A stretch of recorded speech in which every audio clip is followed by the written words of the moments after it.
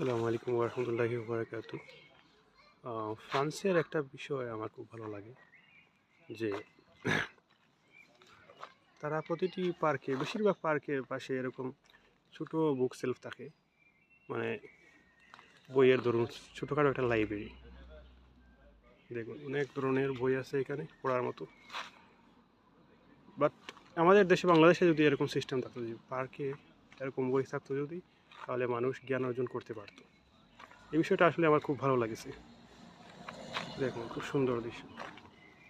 এখানে বাচ্চারা খেলাধুলা করতেছে, আর এখানে যারা প্রতীক আছে, যেখানে পার্কে যারা পার্কে বেড়াতে আসবে তারা এইখানে এসে বই পড়তে পারবে।